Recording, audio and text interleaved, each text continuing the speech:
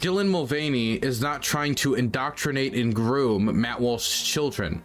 I'm positive, in fact, that this person didn't even know Matt Walsh, like who they even were, before he did a hate-filled rant against them for particularly no reason, and certainly didn't know anything about Matt Walsh's children. Let's move on to one of the grossest segments I've seen from Matt Walsh in a bit. Actually, that's not true.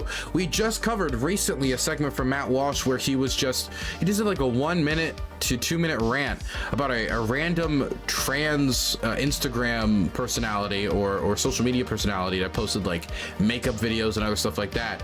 And he went on a rant about how disgusting they are and nobody will want to look at them, and you'll be sad your whole life and no one will ever believe you're a woman because you're a disgusting, ugly witch. And it was just the meanest possible rant you could listen to. And as I listened to that rant, it was very clear to me that Matt Walsh has zero concern about how his words affect those in the trans community. The same people we talked about all the time, how he wants to save them. Like if he makes them just feel like absolute garbage, worsens their mental health. Like he has zero concern.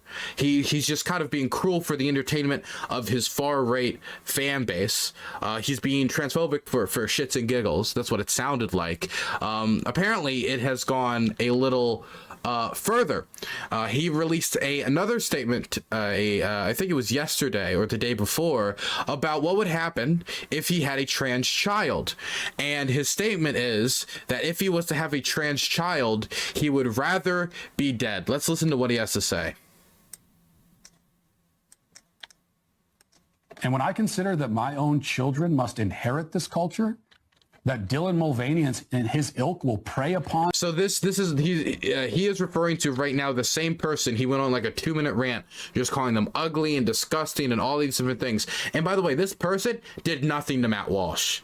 Like, was just a trans influencer that he sought out, spotted, and decided that he was going to be going on a 2 minute long rant about how disgusting and ugly they are because they're trans, and he needs to prove to everybody that trans people are ugly and disgusting, and he has to use the meanest possible words he can to describe how they look. Inherit this culture, that Dylan Mulvaney and his ilk will prey upon my children and try to turn my own sons and daughters into mutilated, mutant, self-loathing, hollow, twisted shells, just like themselves? Well, my anger then turns into more of a boiling rage. And I know that I will do whatever is necessary, and I will speak whatever truths are necessary to protect my kids from this hellish, God-forsaken madness. Now, I have personally heard from many parents, more than I can count, who tell me versions of the same horror story. A beautiful and innocent kid, one day, seemingly out of nowhere, gets sucked into the gender cult and is devoured by it. The child they held as a baby and raised and gave their lives to and loved and still love becomes suddenly unrecognizable. All of their innocence and light and beauty just drained out of them, replaced by this self-cannibalizing madness. For a parent, to see this happen to a child, it is a fate worse than death. I would rather be dead than have that happen to my kids. See, the thing that I most despise about Dylan Mulvaney is that he is part of a movement which actively seeks to turn my children into Dylan Mulvaney. That's why I'm entitled to my anger and to whatever language I use to convey it. I will say whatever I want to say, and I will be justified in saying it because these people are after my kids and yours and everyone else's. And you're worried that I'm being a little rude? Well, you see, when it comes to my children, the children that I cherish more than my own life, if you think mean words go too far, then you would be very shocked to hear how far I would really go to protect them. Trust me, words are the least of it. Okay, so I don't know how to put this nicely, but he sounds like he doesn't have all the qualities that would make a good father. I'm gonna start with the easy one first. Dylan Mulvaney is not trying to indoctrinate and groom Matt Walsh's children. I'm positive, in fact, that this person didn't even know Matt Walsh, like who they even were, before he did a hate-filled rant against them for particularly no reason, and certainly didn't know anything about Matt Walsh's children.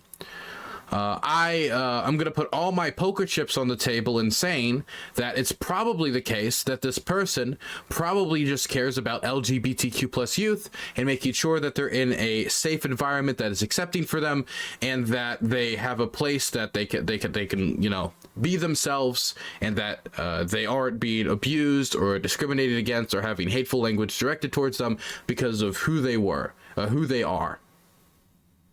I have very little belief that Dylan Mulvaney is anywhere plotting and seeking out to turn children that would otherwise be straight, right? Children who would otherwise, never, ever show any signs of being trans or having gender dysphoria, and saying, how can we, in the most effective way, take straight children and turn them into gay children, turn them into trans children, turn them into bisexual children, turn them into non-binary children, etc.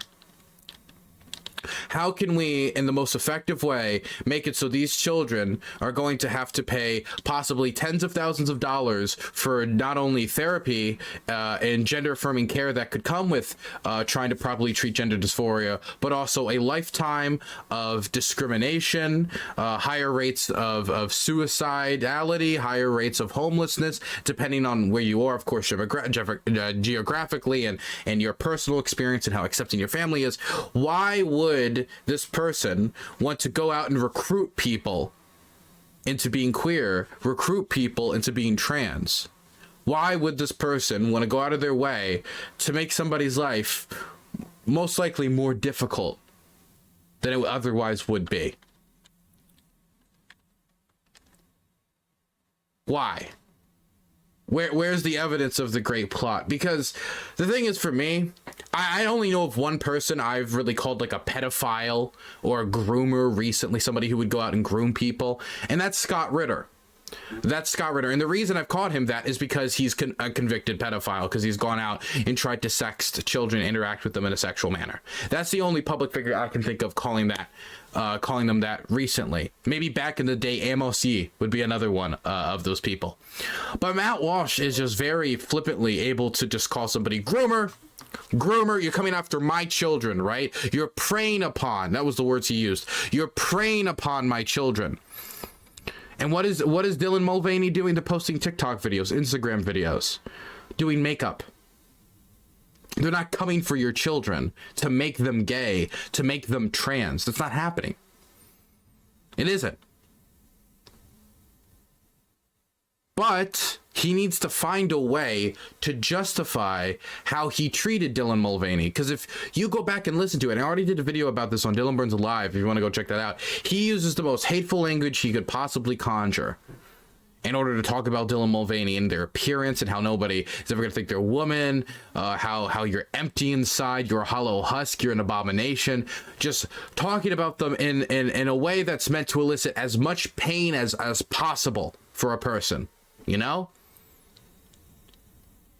Nothing justifies how he treated Dylan Mulvaney. And so in an attempt to try to justify how he treated them, which even other conservatives, I know some of the conservatives that are in the Base Politics podcast, some others even reacted to this negatively, saying this is not how you should talk about other human beings.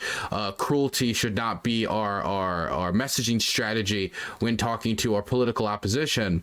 Of course, Matt Walsh's community and himself, he did not take kindly to that, and he reacted to it like, you want me to use tough language with these monster pedophile groomers? Again, like just digging the hole deeper and deeper. He's committed into the, if they're trans, he can treat them like a piece of shit. He can treat them like the dirt in his shoe, and at the same time also talking about how much he deeply cares about them, and he wants the best for them. He truly wants the best for these ugly, disgusting abominations, in his words, right? So that's the first part. As for the second part, and this is never a nice thing to talk about in reference to a father, he just doesn't sound like he has all the skills that make a good father. If you find out that your child is trans, like let's say that we found out that Matt Walsh's child was trans, or Matt Walsh found that out, or that ended up being the reality. So let's say that, actually, let's redraw it this way. Let's say that child of Matt Walsh's who ended up being trans saw this video. Burns is an what do they take from this video? Bankrupt man. What do they do now that they've seen this video? And they're trans, they're young, maybe they're 14, 13, 15, who knows? And they know that their father said that he would rather be dead than have that be the reality. That he would rather be gone from this earth, never to see his children again, never to see his wife again, never to see his family again. He would rather be off this plane of existence dead than rather one of his children end up being trans.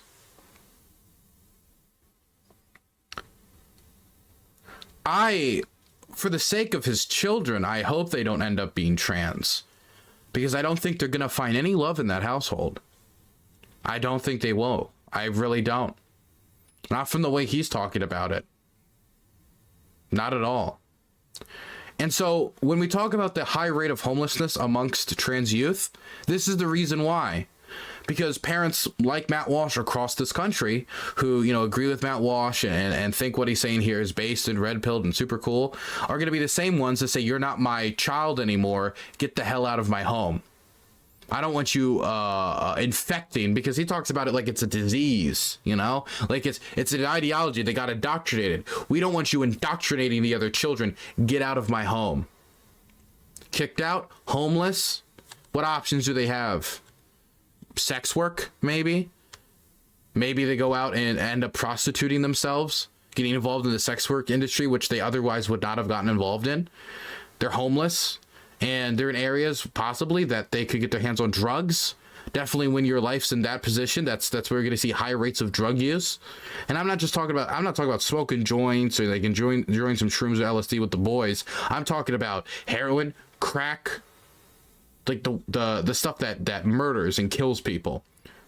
Fentanyl, getting laced into these drugs, killing them.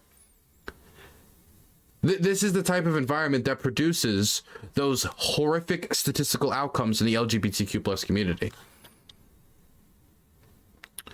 And I feel like Matt Walsh doesn't even realize it, because when Matt Walsh talks about like depression and all these issues in the LGBTQ plus community as to why this is why I'm scared of it getting expanded, he doesn't realize that the words he's saying right here is probably one of the largest contributors to those bad outcomes in the LGBTQ plus community. Because is it really that surprising that there's these rates of depression, these rates of homelessness, these negative outcomes amongst LGBTQ plus youth, when they're not only facing bullying and discriminations in school and in the workplace, but very likely even in their own home, depending upon where they live and depending upon who their parents are.